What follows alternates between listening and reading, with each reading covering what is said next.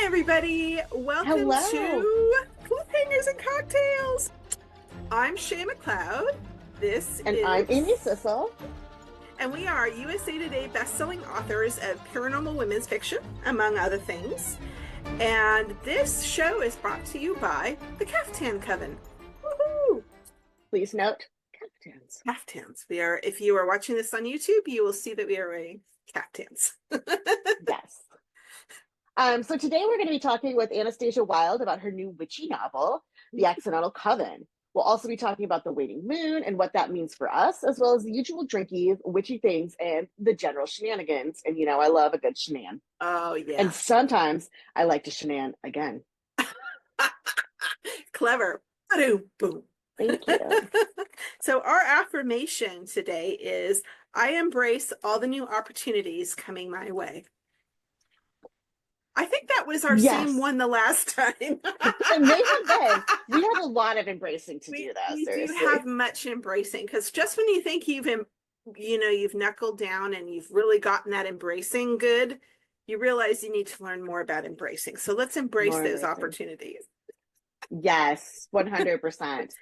Before we started recording, Shay and I were talking about all the stuff that's coming up in our lives and all the opportunities we're embracing. Yes. And it's pretty great. I'm sorry you guys didn't get to hear our pre-show banter. Yes, sorry about that. Fascinating, honestly. Maybe we should start recording our pre-show banter so we could do little outtakes when we, say something really super clever. Super clever. We never say anything weird or awkward. It's all just cleverness you're missing out on. We're very clever. Very clever. Amy, do you want to tell us about our topic today? Yes. So the waning moon, that happens every month. You may be familiar that phases of the moon are a thing. Yep. It's not like annual. It's no. This is the kind of content y'all miss out on when we don't hit record right away. Exactly. So the waning moon for May, which is when we're recording, starts May 12th and goes through the 26th, according to the notes that Shaya put together so cleverly. So the waning crescent moon, though, it's very spiritually associated with release, letting go, and preparing for new beginnings. So it's a time that you reflect on your past cycle, release what no longer serves you, and create space for what's to come. Because when you get to the dark of the moon, that's a great place to be, letting go and moving forward, even in that space between. So this phase encourages introspection, self-care, cleansing, both physically and spiritually. So take that shower. Take the shower. And if you want to make it a nice witchy shower, get some salts, like maybe some black salt or some rose salt, mix it with a little olive oil and scrub that body clean. And I sometimes do that and just sort of visualize all that negative energy just sort of letting go down the drain. I don't shower, so that's you don't ever shower. Never. No. You just stand out in the rain occasionally. I live in Portland. That's enough. I get really clean in the winter. Yeah. Very cold, but clean. My hair just always looks this good. Yes. So what about manifesting during this time? How are we going to manifest? Well, abundance is always there, right? We don't have to look for it or search for abundance. We just have to welcome it. We have to look away from what have you created, not you personally, you in the general. This is not meant for any specific person. What limitations have you put in place that are keeping the abundance out? And one of the things that I have found as I've done some shadow work in the past and done a lot of reading is one of the things that keeps abundance out for me is the feeling that I don't deserve it. Yeah. And not being able to talk myself up and be like, pride goeth before the fall. Oh, and if you're going to ask for something nice for yourself, you're being selfish. Yes. And that's not a true child of God. So putting those limitations in place when you grow up that way, they just kind of continued even when I didn't realize they were continuing until I started, looking in. So what have I put in place for abundance is this mindset that success is crass. Believing that I'm awesome is crass and sinful, and that I don't deserve the success. Yeah. And so that's just one of those limitations that I created, and a lot of people are the same way. I think. Yeah, very like similar. have that mindset. Yeah, yeah. I have a lot of the same ones. You know, money is the root of evil, which is, you know, that's not actually what it says. It says the love of money is the root of all evil, and you that know, means selfishness and yeah, hoarding. yeah.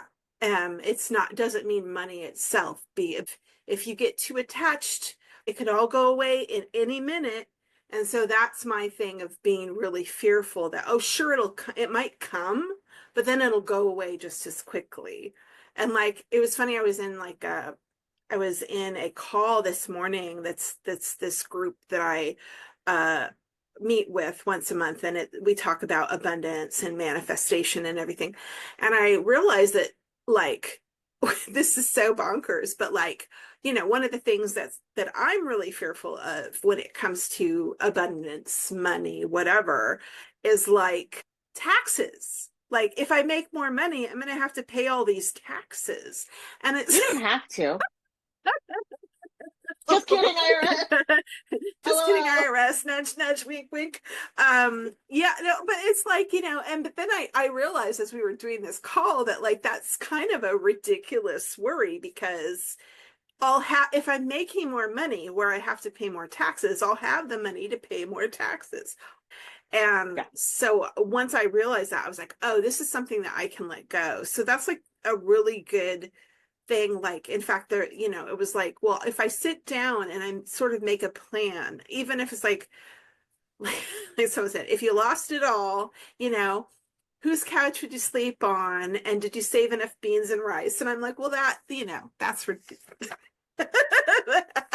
Like, well, I'll be moving to Portugal and sleeping on Amy's couch. Yes, you will. And I will bring my suitcases full of rice and beans, and it'll be fine. Please do not. No, we don't need your suitcase of rice and beans. You can leave your rice and beans here. We have food in Portugal. Okay. Oh, do you? Okay. Well, that's good to know. Yeah. I'm super relieved. So I think this is a really good time to like step back and like look at those things and then go, oh, okay, these worries and fears, maybe they're based on something like genuine or deep rooted, but they're just, you know, we can let them go and we can move on and choose to believe different and choose to live different. And that this is just the perfect time of the moon phase to sort of do that. So that looking at sorry. Just so that then that leaves room, once we let all that go, for the abundance to come in. Because there's no room if, you know, all you have is worries. I think it's really important to look at your limitations, to look at them honestly, and then ask yourself, how does this serve me? Yeah. Because like in Shaya's example of worrying about having to pay more taxes, like that is like, there are worries that are genuine, and that is something that will happen. Yeah. But at the same time, how is that worry serving her? Yeah. It is not. No, worrying about taxes that I may have to pay down the road when I make more money that does me no good right now.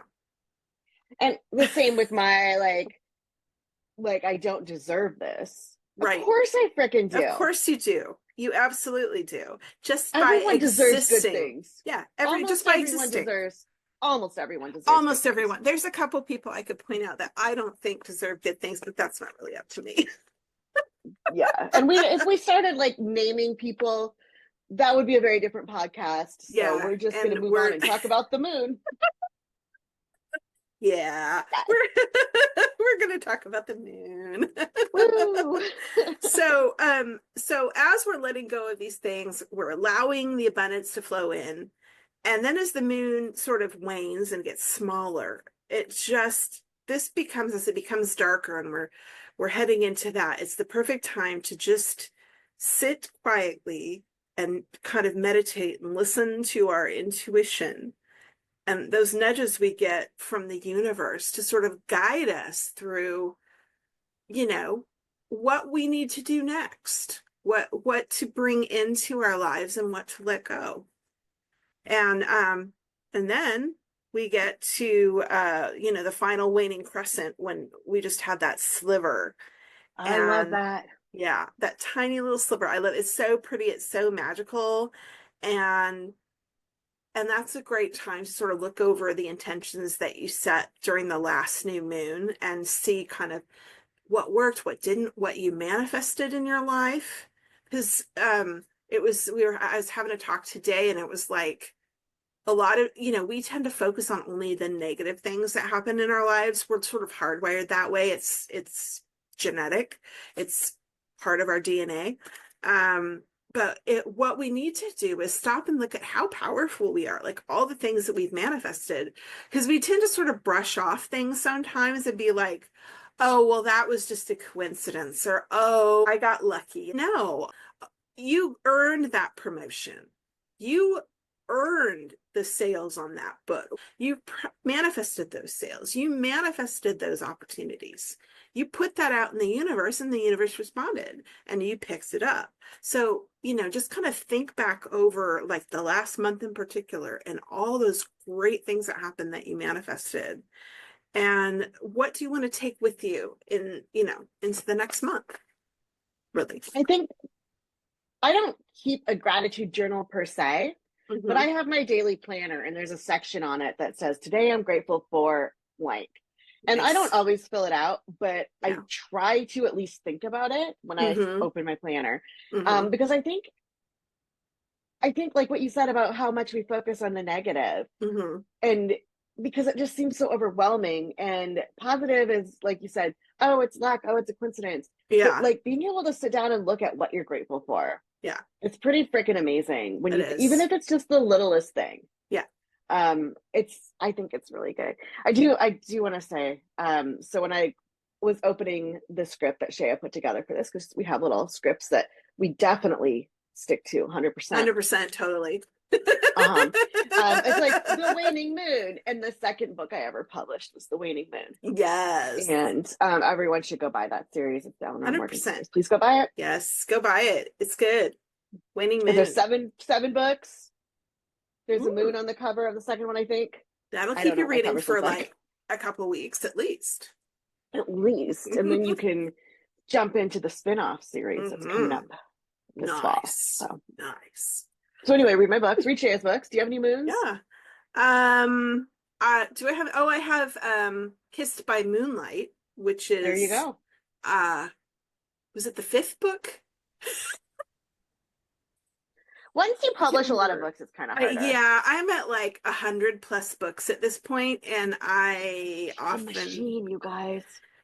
Yeah, just call me Terminator. Do I have to call you that? No, Fictionator. Okay. There we go. I'm okay. Fictionator. Yeah. I'm probably not going to call you that either. No. Dang. Unless you really need me to, and then I will. No, I think it's okay. I think I'm good. I want to honor whatever you choose to call me. I appreciate that. So this was totally in the script, you guys. Yeah, totally. 100%. It says right here, Fictionator. See? No, I can't see. No. I should. Yeah, no. So that brings us to our lovely topic of what we're drinking. This is called a Gemini Gin, because we're coming up on the moon in Gemini, or Gemini. No, not moon in Gemini. Gemini season. Gemini season is coming up. Yes. So and that's why we're dressed like twinsies today. Yep, twinsies. Or orange and blue. Orange and blue. Love it. So this cocktail, the energy of this cocktail is creativity, ideas, protection, luck, inspiration, energy, and excitement. And I just love that. And it's got a lot of ingredients that we've talked about before and used before, but like one of the ingredients is Earl Grey tea, which is has bergamot in it. And that is very strong in attraction, prosperity, abundance, and love. So that's really strong in this drink. So basically it's a fairly simple drink. I have a pretty basic drinks cabinet, so I had pretty much all the things. Gin, lemon juice, orange liqueur, either grenadine or pomegranate juice. You could use either one. We both used grenadine because that's what we had on hand. And an Earl Grey simple syrup, which is basically just simple syrup, but you add a Earl Grey tea bag to it. We'll be sure to post the recipe in the show notes. And then ice. And you just throw everything in a shaker, give it a good shake, strain it into a rocks glass with some ice. And as you're drinking it, just sort of focus on listening to your intuition and allowing creativity and excitement and just good things to sort of flow to you.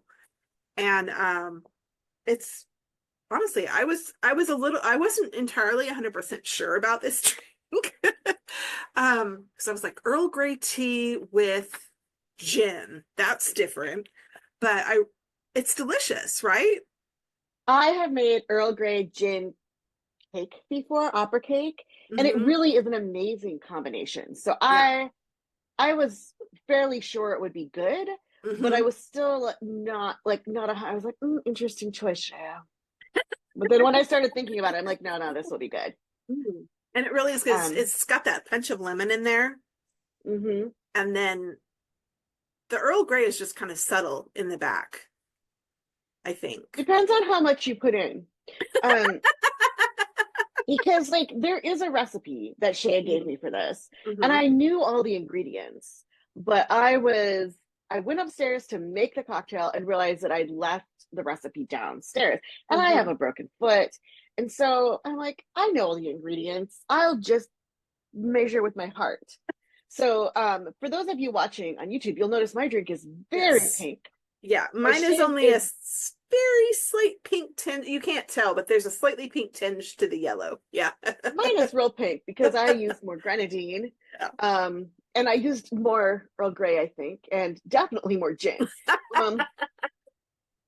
So yeah. Yeah, well, my recipe that I just put one bag of Earl Grey.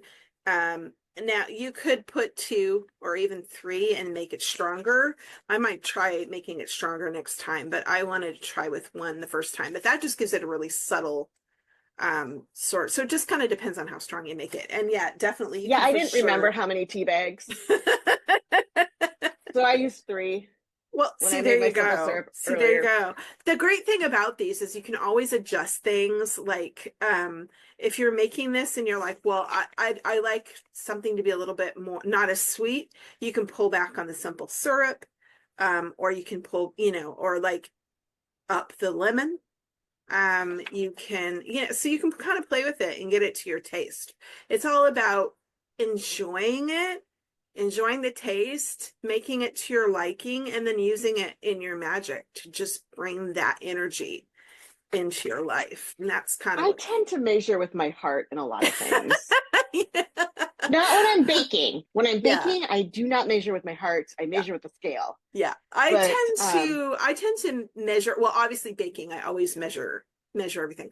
But when I'm making cocktails, like the first time I try to make it as close to the original recipe as possible and like measure everything just so. And then after that, it's all about,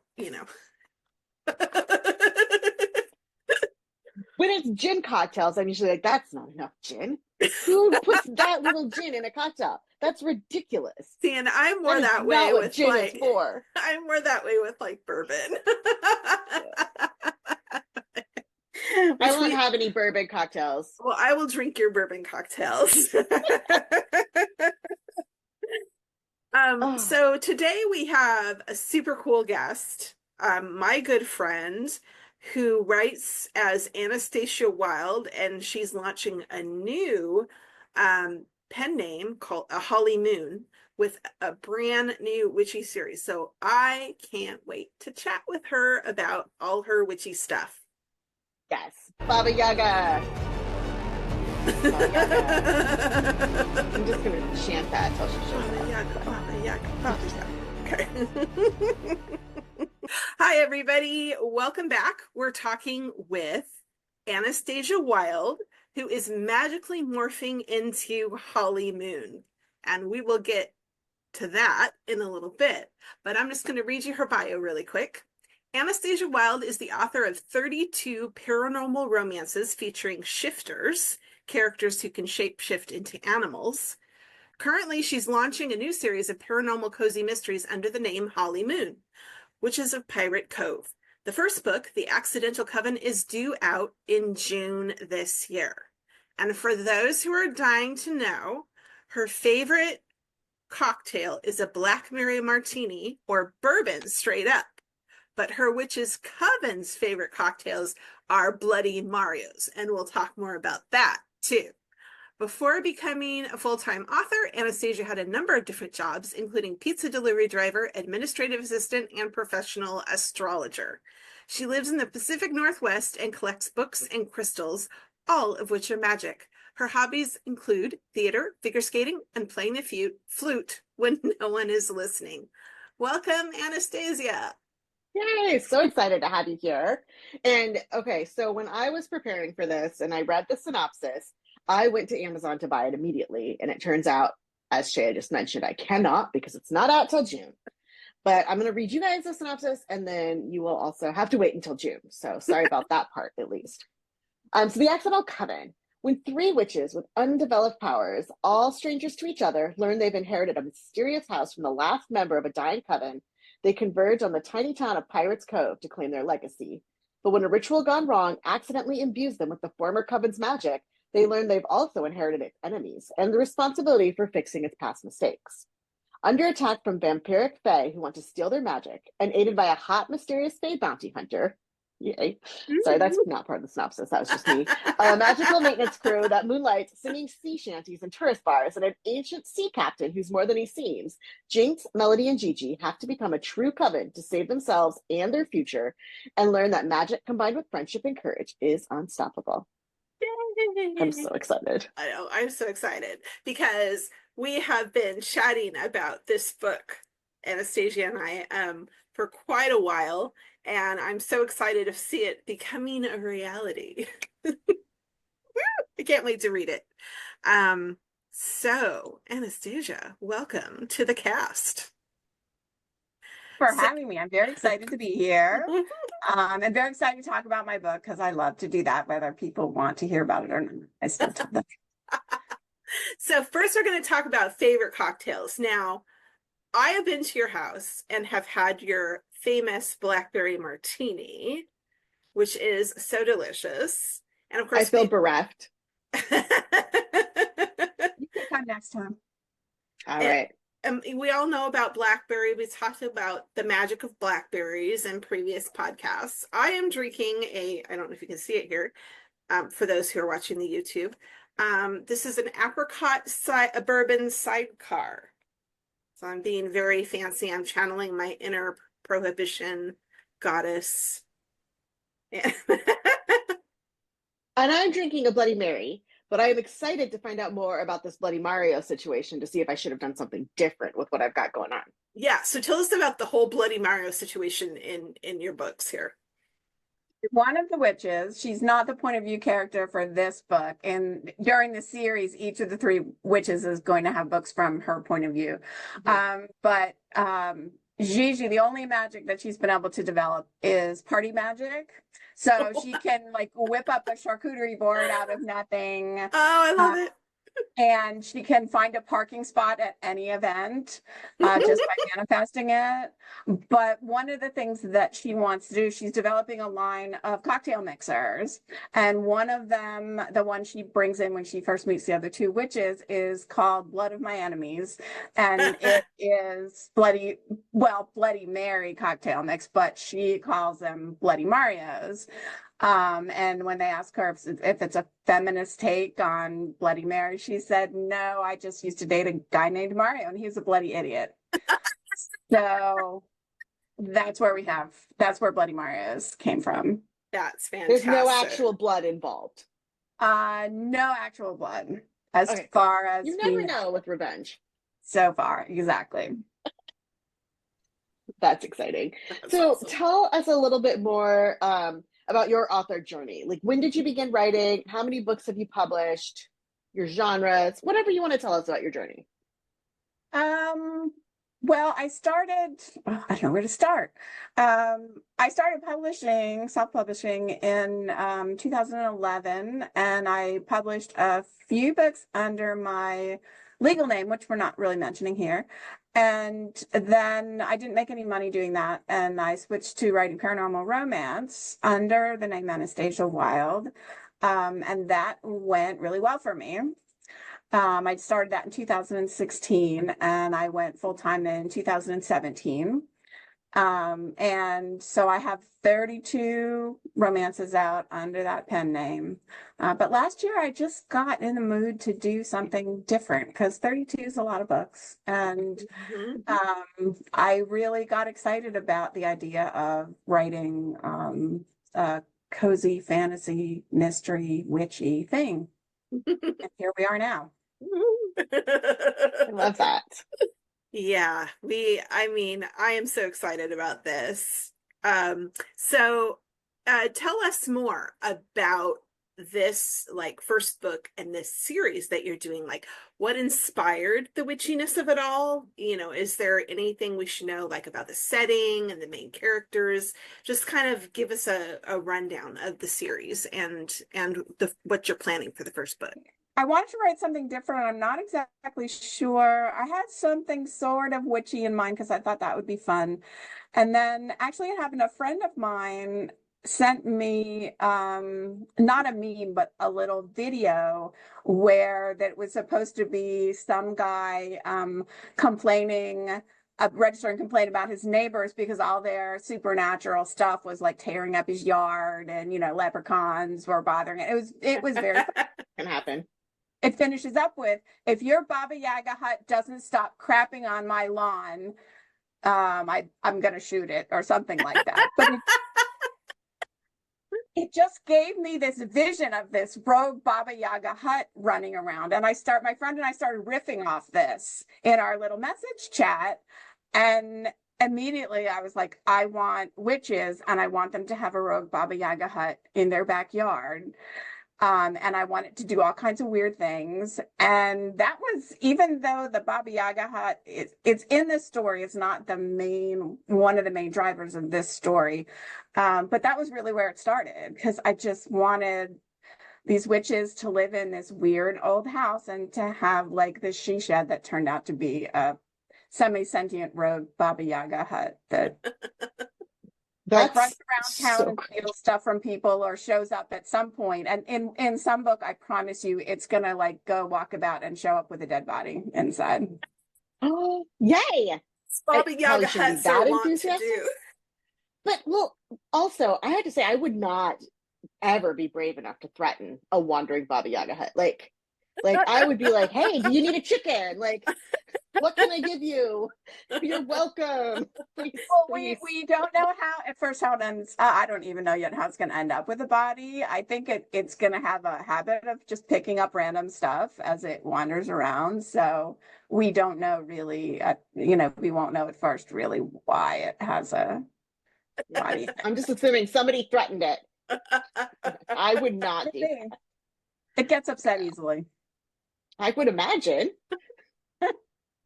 So tell us about the town, because I know some things about the town. I don't want to spoil anything that you don't want to share, but the town, I am all aflutter over this town. So tell us about the town that these witches live in. When I decided I wanted them to inherit a house, and I wanted to be in a small town, and I wanted to have a lot of comic elements in this book. So I decided that the town had to have a theme, like it would be a tourist town. And so I was like, well, should it be Christmas all year round? Because that could be funny. Or, what should I do? And then I thought pirates, because who doesn't love pirates? Right? So this Pirates Cove was a teeny little town somewhere in the mountains of Oregon that I made up. And it's situated on a huge lake.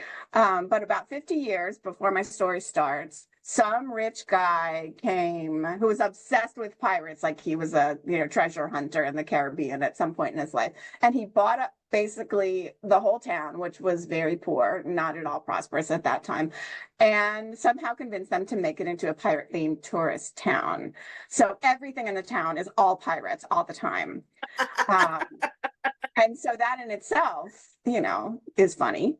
And it has a full-size pirate ship on the lake, which is a tourist thing, and they sail it out. You buy tickets and it sails around. And once a year, they have a festival where it fights a ghost pirate ship, which, unbeknownst to the tourists, is actually an illusion created by a lot of the supernatural people in the town. Oh, cool. So this is an annual thing, and that plays a part in the climax of this book.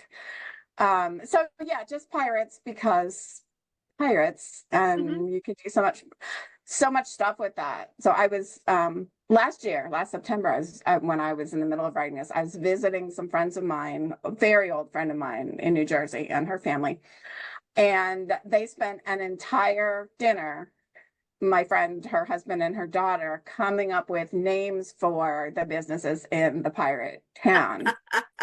So we're going to have the furniture stores, of course, Shiver Me Timbers. The Chinese restaurant is Walk the Plank. Oh, no. And yes, and the plumbing supply store is Polly Wants the Crapper.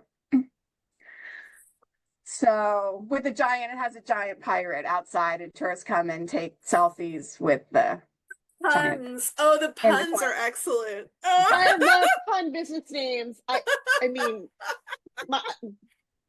unfortunately, my town, Oracle Bay, isn't pirate themed, but otherwise we would be fighting over our business names. But I do have a fish and chips place called the Codfather. I love that. I love that. So, unfortunately, I can't take the credit for most of the names, but you got to get your inspiration where you can. Absolutely. Oh yeah, I mean, Google is the helper when it comes to punny names. Exactly. I mean, half the time when I need a punny name, I just ask my boyfriend, and he comes up with, he is the punster, so he usually has a mile-long list for me to choose from. Yeah, I have a lot of friends who love puns, so I don't even need Google. I just, go to that. Hit me with the puns. Yeah. Tell us, and then there's three, you said there were three witches, so tell us a little bit about the witches that inherit this house and this Baba Yaga hut and this kooky town. Yeah. Well, the three witches are Jinx, Melody, and Gigi, and they're all in their 20s. None of them have developed their powers to the extent that we find out that they can, for various reasons. Jinx is the main character of the first book, and she did not know she was a witch. It turns out that when she was a little girl, her powers were bound and some of her memories taken away because of a mysterious bad thing that happened. Ooh. And she was sent away to boarding schools and camps by a guardian, and eventually lost her memories of where she came from. Wow. So then she receives a letter from her guardian that it's time for her to claim her legacy. Her great aunt Ida, who she didn't remember existed, had died and left her this house. And so she, of course, wants to go there and get her legacy, but she also wants answers about what happened in her life. She vaguely remembers her mom, knows that she disappeared, doesn't know what happened to her. So she kind of has a dual, reason for wanting to do this. Mm-hmm. So at the beginning of the book, she gets the letter and it has a necklace with it, and she puts the necklace on, and immediately her life completely falls apart. Like everything just goes to hell and get all in one day. Yeah. And then she reads the letter that she hadn't had time to read the letter when she first got it. She reads the letter, she heads off for Pirates Cove, and the mysterious vampire fae are attacking her, and she has no idea what's going on with all this, but she doesn't know how to use any of her magic. Melody was raised in Pirates Cove, but she's always been the least powerful one of her family, and that will turn out to be because her power is different from theirs. and being in the coven and being with the house is going to help her also sort of find herself. She's the main point of view character of the second book. And Gigi turns out to be someone Jinx went to one of her fancy camps that she was sent to in the summer when she was in boarding school. She knew Gigi slightly. And Gigi has a secret that we don't find out really in book one what it is. But her mother had left the coven, didn't want to have anything to do with her magic. Her stepfather was not a magical person. So she had to sort of try to figure out her power on her own. And all she's really been able to do is the party magic. Yeah. So I wish I had that kind of party magic. I would take some party magic. Do we need more than party magic? Not really. I would love to be able to whip a charcuterie board out of nowhere. I mean, that would. Can I manifest champagne? Because literally, that's the only power I want in my life. To manifest champagne. I think that's fair. I mean, sometimes you don't need to be an all-powerful, you have to have your priorities right, I think. And champagne is an excellent priority. Right up there at the top for me. I mean, my daughter, sure. But she already exists. I don't need to manifest her more. Like, she's here. Yeah, manifesting her more is not going to make her more here than she is. And Gigi is very goth, and like over the top goth, and Melody is very shy. But she, when she gets upset, when she gets emotional, she creates things around her. Like sometimes even like just sticks and grass will make themselves into little men and start running around and fighting each other if she's angry. And it's hard for her to make them stop. Eventually they do when she calms down, but there is one in this book that somehow remains animated. That feels way less fortunate than instant charcuterie. Yeah, well, it depends on if people are attacking you and you can animate the stuff in your house. Animate the charcuterie. Oh, then it could come to me after it's been manifested. There you go. I have little waiters. Yes. Oh, I have to think about that. Oh, now you're giving her ideas. I don't have any champagne in my house right now, so I'm just hyper focused on champagne. Yeah. I have other sparkling wine. Don't panic for me, but oh, good, because I was about to be very worried for your health and safety with no champagne. Thank you. So what's the most interesting? Huh? I'm worried about you going downstairs after drinking all the champagne. So since you're already downstairs, I think you're probably all right. But yeah. Oh, I have to go back upstairs though. I'm in my basement office. Okay. And I have to go back up after. Yes, it's a very inconvenient arrangement for champagne drinking. Yeah, it's a very 3-story condo. Is a very inconvenient arrangement for broken foot. Yeah. Yeah, I can imagine. But once I'm in my new place, it's a single level. Nice. So that'll be. It's 2 flights up from ground level, but don't break your foot anyway. Yeah, that's true. Don't break your foot anyway. But then when you're on the single level, you can just lie back and drink champagne and not have to worry about it. On the balcony overlooking Porto's cityscape. And then you can manifest champagne with your own personal butler. I'll let Chris know. Chris, bring me champagne. Broken foot. He's that healed a year ago. And I'm no, it hurts today. Champagne. Anyway, I'm trying to figure out if I can manifest my girl as a butler. House is very magical. It has a little Hogwartsian thing to it where sometimes rooms will appear and disappear and move around, and sometimes it's bigger and sometimes it's smaller. and it already has a little nod to the Baba Yaga theme in that there's a doll that Jinx discovered when she first moved in there that is dressed like a little granny housekeeper. And it turns out that it actually, when she speaks to it, because the house sort of has latched onto her when she asks it for something, it turns into this little old lady who just runs around cleaning everything and fixing everything up for her. I love it. This is like my ideal life all of a sudden. I know, right?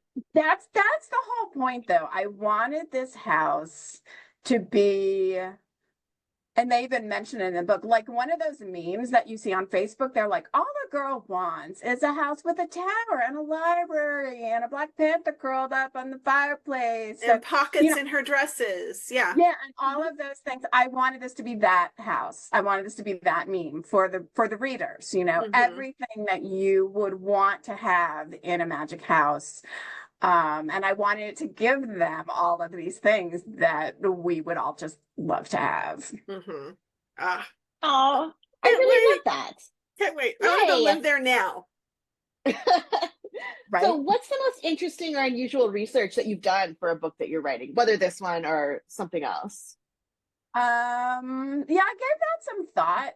My probably for some of my shifter books, because my shifter books, they're very action adventure-y, so there's a lot of they shoot people and rescue people and blow things up and all that, because that's always fun. Nothing's more fun than blowing stuff up. Do you like an explosion? Yeah. Probably the strangest thing was two things. One was, how do you stop a tank with one person? Or if you're not, like you don't have artillery and stuff, how do you stop a tank? And the other one was, how do you blow yourself out of a storeroom using basically nothing but food?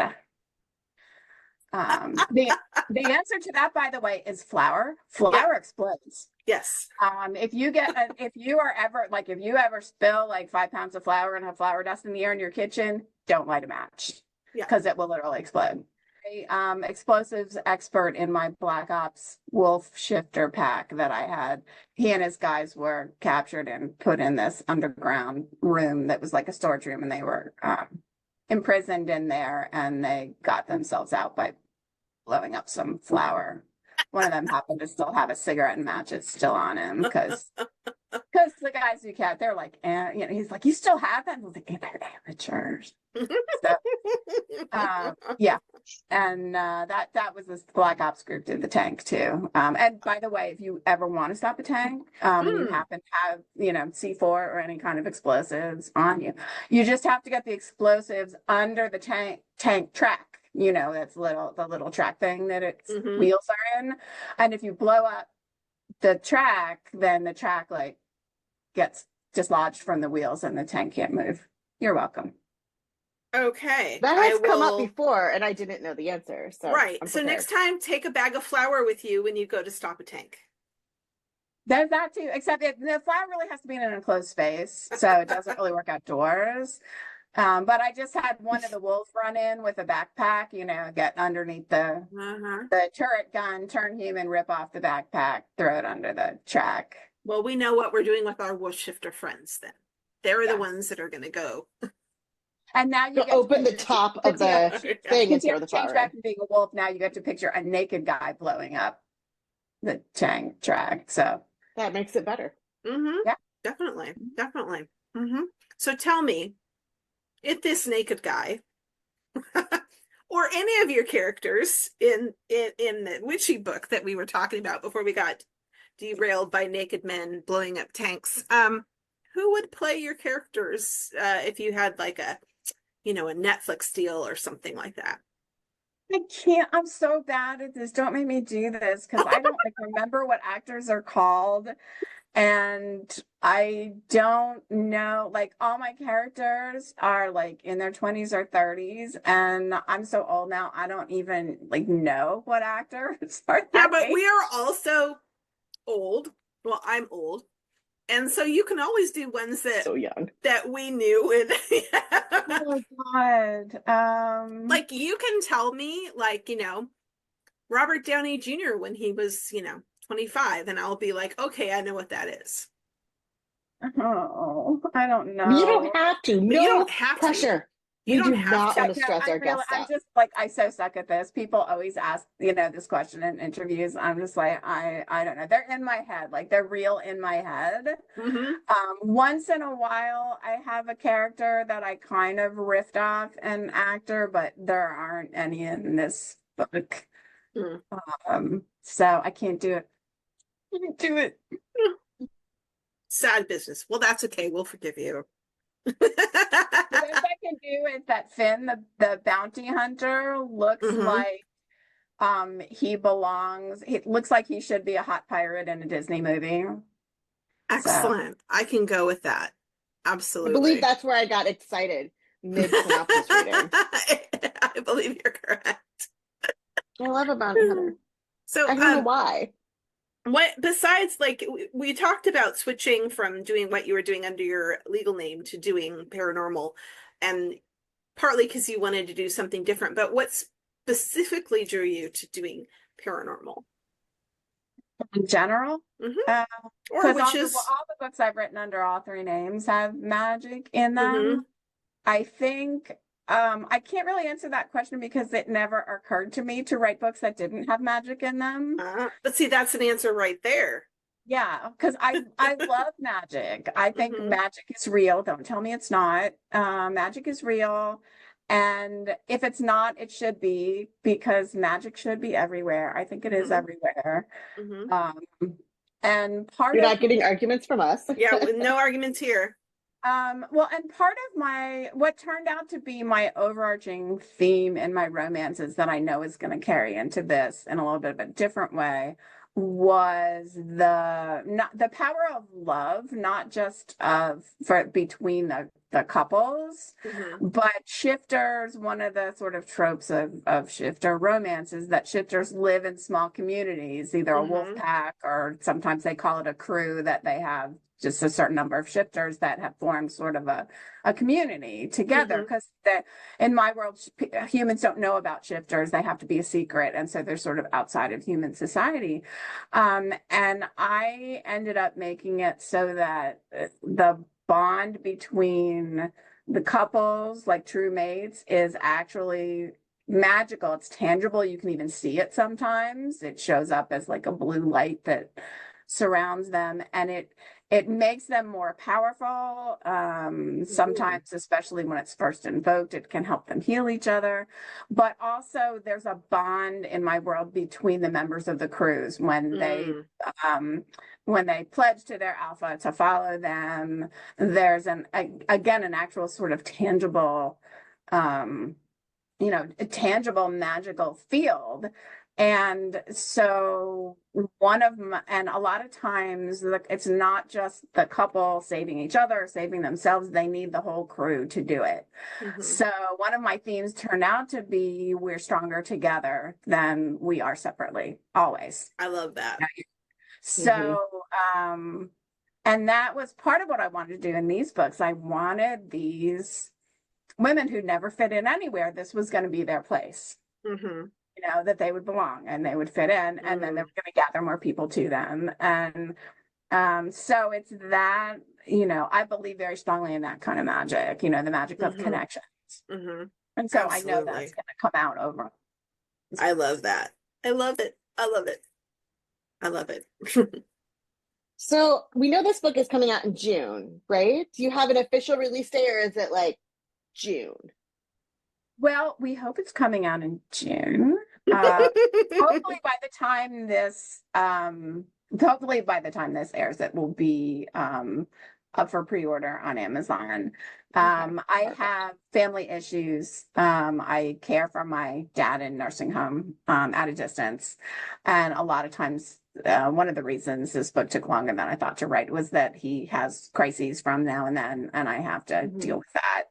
So because of that, I can just never be sure.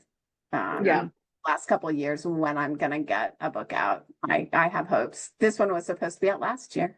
That can happen. That has happened to me more than once, but we'll be sure to put, when we have the link for the pre-order or the live book, we will definitely be putting it in the show notes so people can find it 100%. because Yeah, and it's as going to soon be as great. I actually have it done enough that I can comfortably pick a release date for it, I'll definitely let you know. I would love it if you would put the link up so everyone we will 100%. And we'll put your image on our site or whatever so that your cover, because that cover's too cute for words, so people have to see it. I do love my cover. Shout out to Alona at Psycat Studios because she did a kick-ass job on really good. my covers. I just got the draft cover for book 2 yesterday, and she knocked it out of the park again. This one's got the Baba Yaga hut on the front of it. Oh my God. It's so cute, y'all. It's so cute. I am so in love with the Baba Yaga hut, whole idea, everything. I want my own in my non-existent backyard. Well, you can have a little one on your balcony overlooking Porto. Okay. Yeah. You know, when I was chatting back and forth to people about this when I first got the idea, I did a typo, and instead of Baba Yaga, I typed Baby Yaga.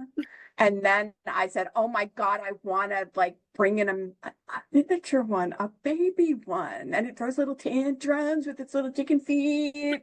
Oh, yes. I just thought that would be hilarious to somehow have felt like Baba Yaga huts, I don't know, have babies in some way. I love it. Gotta come from somewhere, right? If I type it, it's true.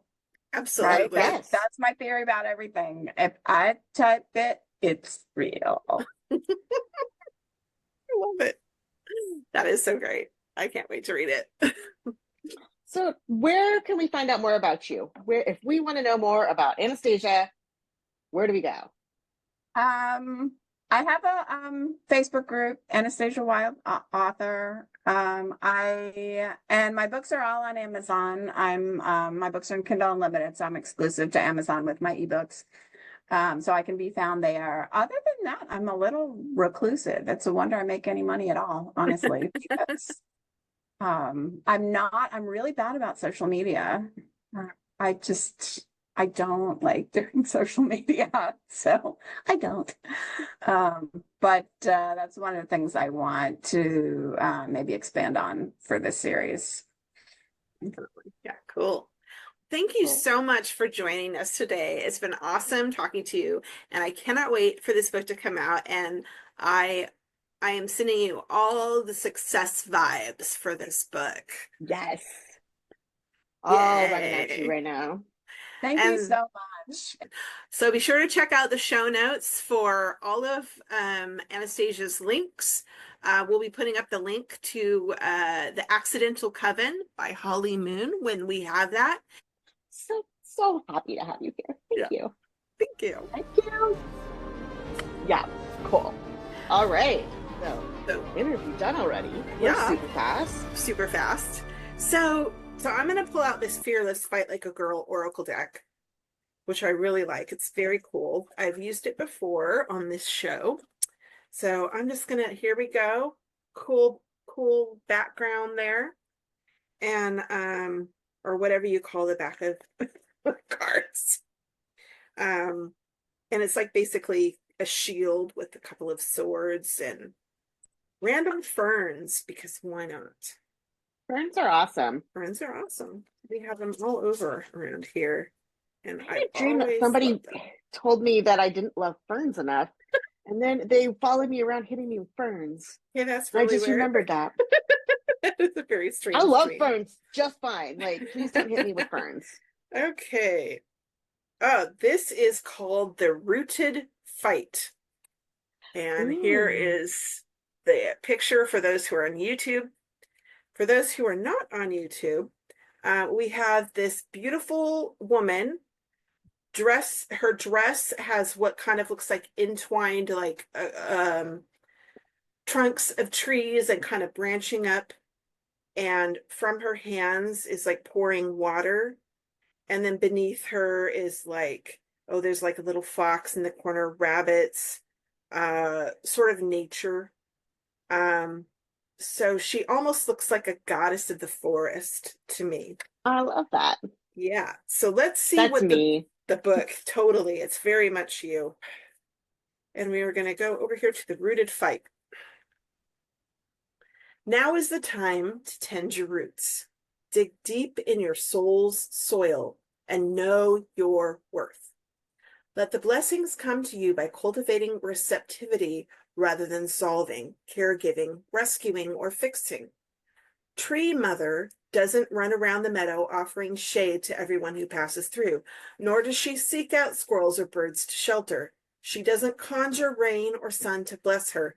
She simply is, allowing all nature to come to her. Do the work to discover your inherent worthiness. Root down deep into it.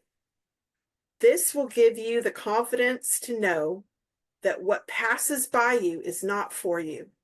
If the door doesn't open, it's not your door.